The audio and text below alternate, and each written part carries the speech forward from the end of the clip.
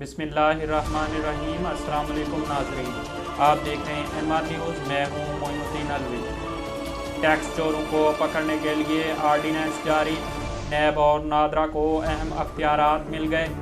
हुकूमत ने टैक्स चोरों को पकड़ने के लिए आर्डीनेंस जारी कर दिया।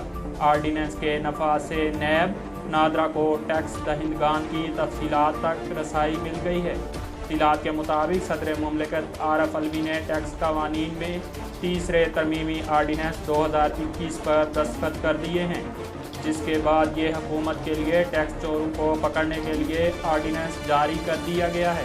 आर्डीनेंस में कहा गया है कि गलत मालूमात फराहम करने पर 5 लाख का जुर्माना और 1 साल सज़ा हो सकेगी। FBR नॉन फाइलर के टेलीफोन और बिजली के कनेक्शन मुनक़ता कर सकेगा।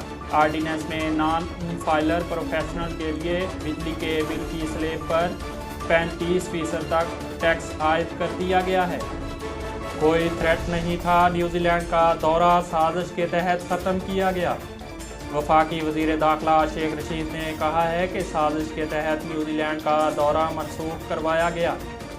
कोई सिक्योरिटी थ्रेट नहीं था। न्यूजीलैंड ने अपनी सवाबदीद पर यकतरफा तौर पर फैसला किया। इस्लामाबाद में अहम प्रेस कॉन्फ्रेंस करते हुए वज़ीर दाखिला शेख रशीद ने बताया कि हमारी तरफ से फुल प्रूफ सिक्योरिटी थी। खुद न्यूजीलैंड की सिक्योरिटी टीम ने भी हमारे इक़दामात को सराहा और इत्मीनान का इजहार किया। लेकिन दस्ताने पहने हाथों ने साजिश की। ये वही हाथ हैं जो अफ़गानिस्तान में पाकिस्तान को कुर्बानी का बकरा बनाना चाहते थे। वज़ीर आज़म इमरान खान का हवाई अड्डों पर बढ़ते प्रोटोकॉल पर तशवीश का इजहार।